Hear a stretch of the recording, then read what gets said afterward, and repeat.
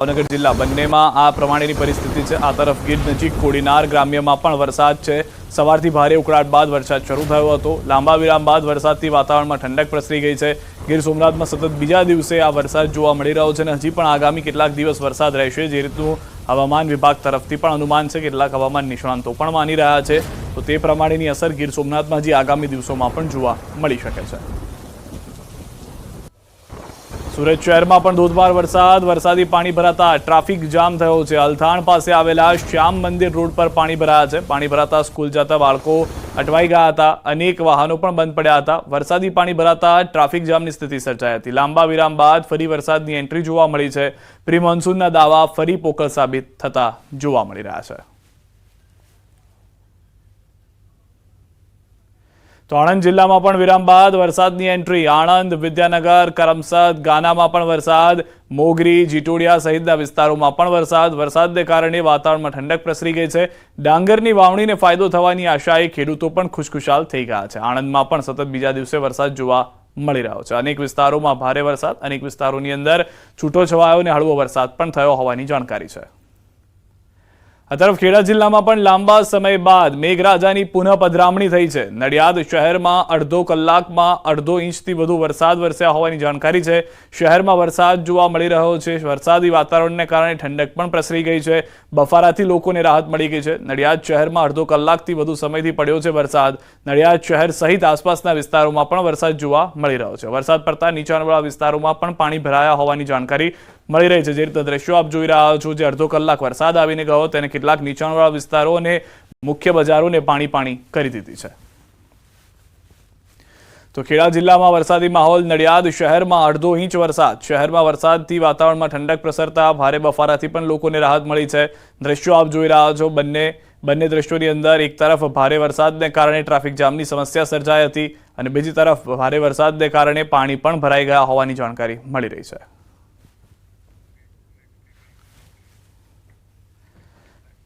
અને સમાચાર ઉપર હવે નજર કરીએ। રાજ્યમાં રસ્તા પર પડેલા ખાડા હવે લોકો માટે આફત નોતરી રહ્યા છે। રાજુલાના ભેરાઈમાં રસ્તામાં ખોદેલા ખાડામાં રિક્ષા ખાબકી હતી। શહેરમાં સીસીટીવી લગાવવા માટે ખાડો ખોદવામાં આવ્યો હતો। તંત્રની બેદરકારી જુઓ। ખાડો ખુલ્લો છોડી દેવામાં આવ્યો, જેમાં રિક્ષા ચાલક ખાબક્યો।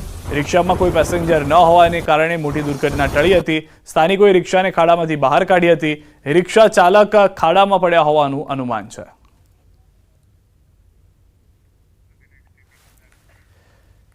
એક તરફ વરસાદી માહોલ, બીજી તરફ ખુલ્લી ગટર લોકો માટે જીવલેણ સાબિત થઈ રહી છે। જંબુસરના એસટી ડેપોથી નગરમાં જવાના મુખ્ય માર્ગ પાસે ખુલ્લી ગટરમાં મહિલા પડી હતી।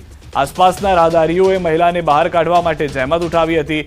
આ પહેલી ઘટના નથી। 2 દિવસ પહેલા પણ મહિલા ગટરમાં પડી હતી। જંબુસર નગરપાલિકા દ્વારા ખુલ્લી ગટર પરના સાઇનબોર્ડ લગાવ્યા છે ના ચેતવણીની કોઈ સૂચના છે।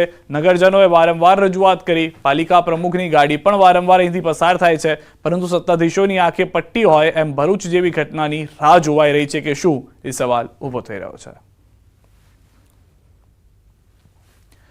તો બે દ્રશ્યો આપ જોવા જઈ રહ્યા છો। હવે જીવલેણ ખાડા। એક તરફ અમરેલીની અંદર જ્યાં આગળ સીસીટીવી બનાવવા માટે ત્યાં ખાડો ખોદીને ખુલ્લો રાખી દેવામાં આવ્યો હતો। સીસીટીવી ત્યાં મૂકવાના હતા, પરંતુ ત્યારબાદ કોઈ પણ બોર્ડ મારવામાં નહોતું આવ્યું, જેમાં રિક્ષા ખાબકી ગઈ હતી। સદનસીબે મોટી જાનહાનિ ટળી। બીજી તરફ ભરૂચમાં પણ આવી જ કોઈ ઘટના જોવા મળી કે જ્યાં આગળ ખુલ્લી ગટરમાં એક મહિલા પડી ગયા હતા। 2 દિવસ પહેલા પણ આવી ઘટના બની હતી। ફરી એક વખત આવા દ્રશ્યો જોવા મળી રહ્યા છે।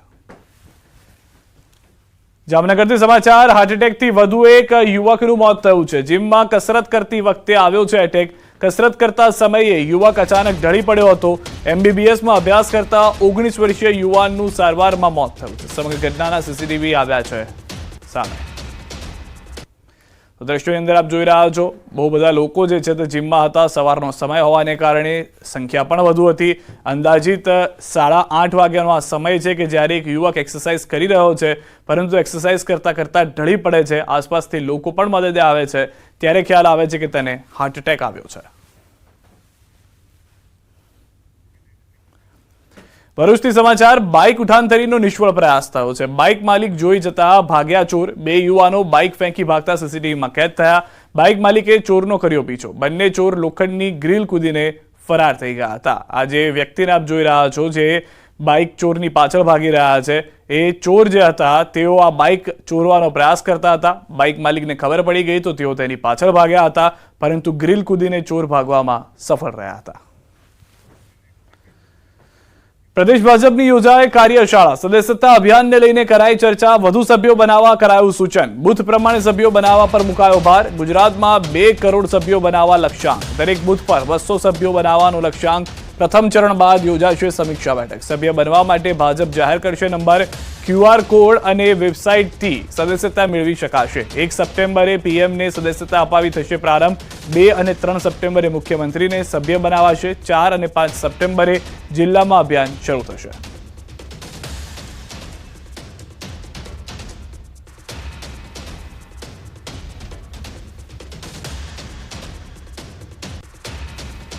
તો ભાજપ સદસ્યતા અભિયાનની સોંપાઈ જવાબદારી પ્રદેશ સ્તરે કેસી પટેલને બનાવાયા છે ઇન્ચાર્જ. અન્ય 5 નેતાઓને સહ ઇન્ચાર્જ બનાવાયા.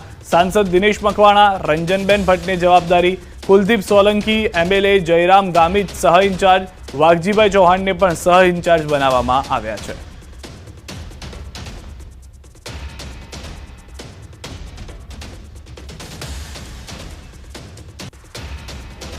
પ્રદેશ ભાજપનું સદસ્યતા અભિયાન જે છે તે અંતર્ગતની કાર્યશાળાની બેઠક મળવા જઈ રહી છે. પ્રદેશ પ્રમુખ CR પાટીલના અધ્યક્ષસ્થાને આ બેઠક જે છે તે મળવાની છે અને તમામ કાર્યકર્તાઓ અત્યારે હાલ સદસ્યતા અભિયાન અંતર્ગત આવી રહ્યા છે. 800થી વધુ જેટલા કાર્યકર્તાઓ આ બેઠકની અંદર અપેક્ષિત છે.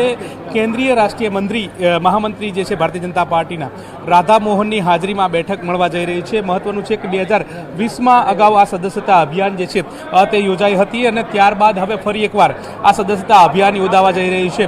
મહત્વનું એ છે કે ભારતીય જનતા પાર્ટીનો કાર્યકર્તા જે છે તે ફરી એકવાર કાર્યકર બનશે તે પ્રકારની વાત સાથે આ સદસ્યતા અભિયાન દર 6 વર્ષે યોજાતું હોય છે. 2020માં આ તરફ ગાંધીનગરથી સમાચાર. વિધાનસભા ગૃહમાં અંધશ્રદ્ધા વિરુદ્ધ બિલ રજૂ કરાયું છે. ગૃહમંત્રી હર્ષ સંઘવી દ્વારા બિલ રજૂ કરવામાં આવ્યું છે. ગુજરાત માનવ બલિદાન અને બીજી અમાનુષી અનિષ્ટ અને અઘોરી પ્રથા અને કાળા જાદુ અટકાવવા રજૂ કરવામાં આવ્યું છે આ બિલ. તો મહત્વના મોટા સમાચાર. અનેક લોકો આ કાળા જાદુમાં ફસાતા હતા. અઘોરીઓ, અમાનુષી અથવા તો અનિષ્ટ જે પ્રથાઓ ચાલતી હતી તેના વિરુદ્ધ આ બિલ રજૂ કરવામાં આવ્યું છે. બલિદાન અને બીજી અનેક એવી અમાનુષી ઘટનાઓ ઘટતી આવી હતી કે જેના પર રોક લગાવવામાં સફળતા નહોતી મળતી, પરંતુ હવે આ બિલ રજૂ થતાની સાથે જ કાયદાકીય પણ પગલાં લેવામાં આવશે. વધુ માહિતી ન્યૂઝ 18 સંવાદદાતા પ્રણવ પાસેથી જાણીશું. પ્રણવ, સમગ્ર મહત્વની બાબતો શું છે આ બિલની?